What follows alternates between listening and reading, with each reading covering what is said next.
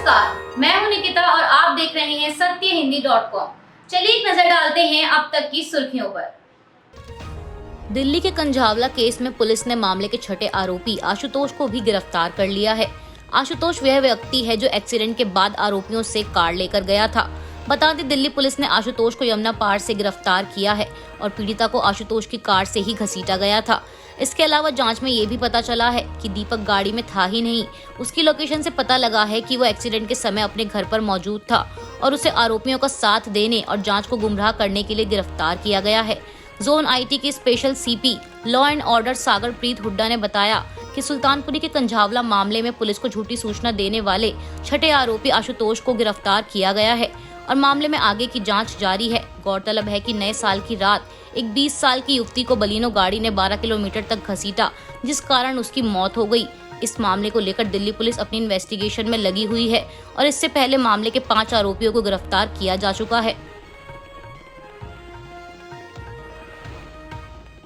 उत्तराखंड के जोशीमठ में इस समय हजारों लोगों की जिंदगी पर खतरा मंडरा रहा है। यहाँ की जमीन फटने के साथ साथ सड़क, मकान, होटल सब जगहों पर बड़ी बड़ी दरारें पड़ गई हैं, जो कि लगातार बढ़ती ही जा रही हैं। पूरे जोशीमठ में जमीन से पानी निकल रहा है और अब तक 561 घरों में दरारें आ चुकी हैं, जिसके चलते इन घरों में रहने वाले लोगों को सुरक्षित जगहों पर शिफ्ट किया गया है। वहीं इस सारे मामले पर राज्य के मुख्यमंत्री पुष्कर सिंह धामी खुद अपनी नजर बनाए हुए हैं और आज एक हाई लेवल मीटिंग भी करने वाले हैं। माना जा रहा है कि ऐसे में जोशीमठ के हालात को देखते हुए सरकार कुछ बड़े फैसले ले सकती है। साथ ही बता दें कि इस बीच गढ़वाल कमिश्नर सुशील कुमार और आपदा प्रबंधन सचिव रंजीत कुमार सिन्हा की अगुवाई में एक्सपर्ट की एक टीम जोशीमठ पहुंच गई है और प्रभावित इलाकों का निरीक्षण कर रही है। कांग्रेस की भारत जोड़ो यात्रा ने कल गुरुवार को बिहार के बांका जिले के मंदार पर्वत से राज्य में 1200 किलोमीटर की यात्रा शुरू की है और इस दौरान तमाम बड़े नेताओं समेत पार्टी के राष्ट्रीय अध्यक्ष मल्लिकार्जुन खड़गे भी यात्रा में मौजूद रहे। ऐसे में खड़गे ने भाजपा और प्रधानमंत्री नरेंद्र मोदी पर जमकर निशाना साधते हुए कहा कि वे हमेशा कहते हैं कि कांग्रेस पार्टी ने 70 सालों में क्या किया है। यदि कांग्रेस 70 सालों में कुछ नहीं करती तो मोदी जी आप देश के प्रधानमंत्री नहीं होते। उन्होंने कहा कि कांग्रेस ने जमहूरियत को बचाया, कांग्रेस ने संविधान को बचाया, सब कुछ कांग्रेस ने किया। पंडित जवाहरलाल नेहरू ने देश को तरक्की के रास्ते पर आगे बढ़ाया। इसके साथ ही खड़गे ने सवाल करते हुए कहा कि एम्स, आईआईटी, इतने सारे इंजीनियरिंग कॉलेज किसके हैं? सब इस देश के हैं और इनका निर्माण कांग्रेस की सरकारों ने करवाया है। उन्होंने कहा कि आज देश में जो भी कुछ दिख रहा है सब कांग्रेस की देन है, ना कि भाजपा की। जिनको हमने इंजीनियर बनाया, आपने उनको गुमराह किया है। एक दूसरे के खिलाफ समाज को तोड़ना, धर्म के नाम पर लड़ाना, यही भाजपा का काम है। खड़गे ने आगे कहा कि हजारों पद रिक्त हैं, लेकिन मोदी सरकार युवाओं को नौकरी नहीं दे रही। प्रधानमंत्री ने कहा था कि वे महंगाई को कम करेंगे, विदेशों से कालाधन वापस लाएंगे, हर साल 2 करोड़ नौकरियां देंगे, जबकि अब महंगाई और बेरोजगारी से पूरा देश त्रस्त है। आज 6 जनवरी को राष्ट्रीय राजधानी दिल्ली में एमसीडी के मेयर का चुनाव है और इसके साथ ही सिविक सेंटर में डिप्टी मेयर और स्थायी समिति के 6 सदस्यों का भी चयन किया जाएगा। आपको बता दें कि आज सुबह 11 बजे इसे लेकर वोटिंग की जानी है और चुनाव से संबंधित सभी तैयारियां पूरी की जा चुकी हैं। साथ ही बता दें कि मेयर के चुनाव से पहले एमसीडी इलेक्शन में जीते सभी पार्षदों को पद और गोपनीयता की शपथ दिलाई जाएगी और इसके बाद मेयर और डिप्टी मेयर के चुनाव का प्रोसेस शुरू होगा। पश्चिम बंगाल के हावड़ा से न्यू जलपाईगुड़ी के बीच हाल ही में शुरू की गई वंदे एक्सप्रेस ट्रेन पर बीते कुछ दिनों में ही 2 बार पथराव की घटना सामने आई है, जिसे लेकर पुलिस ने गुरुवार को पत्थरबाजी के आरोप में बिहार के किशनगंज से 3 नाबालिगों को पकड़ा है।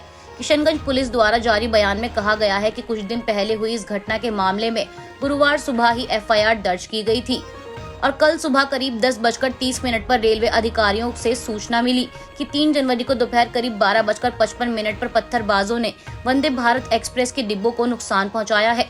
पुलिस ने बताया कि सूचना के आधार पर ही एफआईआर दर्ज की गई और वीडियो फुटेज की जांच की गई, जिसमें मामले में पोटिया पुलिस थाना क्षेत्र के निमल गाँव के रहने वाले 4 लड़कों की पहचान की गई है और इनकी उम्र करीब 14 साल है। इनमें से 3 को पकड़कर किशोर न्याय बोर्ड के समक्ष पेश किया गया और अभी चौथे की तलाश की जा रही है। आपको बता दें कि वंदे भारत एक्सप्रेस ट्रेन पश्चिम बंगाल के हावड़ा से न्यू जलपाईगुड़ी के बीच चलती है और इस दौरान यह बिहार से होते हुए गुजरती है। इलाहाबाद हाईकोर्ट ने कहा है कि एक तलाकशुदा मुस्लिम महिला अपने पति से तब तक भरण पोषण की हकदार है जब तक कि वह दूसरी शादी नहीं कर लेती। हाई कोर्ट ने निचली अदालत के उस फैसले को रद्द कर दिया है जिसमें कहा गया था कि अपीलकर्ता जाहिदा खातून केवल इद्दत की अवधि के लिए भरण पोषण की हकदार थी, जिसे तलाक की तारीख से 3 महीने और 13 दिनों के रूप में परिभाषित किया गया था। दरअसल जस्टिस सूर्य प्रकाश केसरवानी और जस्टिस मोहम्मद अजहर हुसैन इदरीसी की बेंच एक मुस्लिम महिला जाहिदा खातून से जुड़े एक मामले की सुनवाई कर रही थी, जिसके पति नरूल हक ने 11 साल की शादी के बाद साल 2000 में उसे तलाक दिया था। मामले को लेकर हाईकोर्ट ने कहा कि हमें यह कहने में कोई हिचकिचाहट नहीं है कि प्रधान न्यायाधीश परिवार अदालत गाजीपुर ने कानून की एक त्रुटि की है कि अपीलकर्ता केवल इद्दत की अवधि के लिए रखरखाव का हकदार है। हाईकोर्ट ने कहा कि निचली अदालत ने डैनियल लतीफी और अन्य बनाम भारत संघ 2001 के मामले में सुप्रीम कोर्ट के फैसले को गलत समझा, जो यह कहता है कि एक मुस्लिम पति तलाकशुदा पत्नी के भविष्य के लिए उचित प्रावधान करने के लिए उत्तरदायी है। भारत में कोरोना वायरस के XBB.1.5 के मामलों की संख्या बढ़कर 7 हो गई है। मीडिया रिपोर्ट्स के मुताबिक अमेरिका में कोरोना के बढ़ते मामलों के लिए इसी वेरिएंट को जिम्मेदार माना जा रहा है। बता दें कि XBB.1.5 के 7 मामलों में से 3 गुजरात के हैं और एक तेलंगाना, कर्नाटक, छत्तीसगढ़ और राजस्थान का है। साथ ही बता दें कि कोरोना वायरस का ये XBB.1.5 variant Omicron XBB variant का ही सब वेरिएंट है और अमेरिका में कोरोना से संक्रमित 44% मरीजों में XBB और XBB.1.5 वेरिएंट ही पाया गया है। इसके अलावा भारत में ओमिक्रॉन के सब वेरिएंट BF.7 के भी 7 मामले पाए गए हैं, जिसमें से 4 पश्चिम बंगाल में हैं, 2 गुजरात में और 1 ओडिशा में। बता दें कि चीन में कोरोना की मौजूदा भयावह लहर के लिए इसी BF.7 सब वेरिएंट को ही जिम्मेदार माना जा रहा है। अभी के लिए बस इतना ही। बाकी की खबरों के लिए जुड़े रहिए सत्यहिंदी.com के साथ।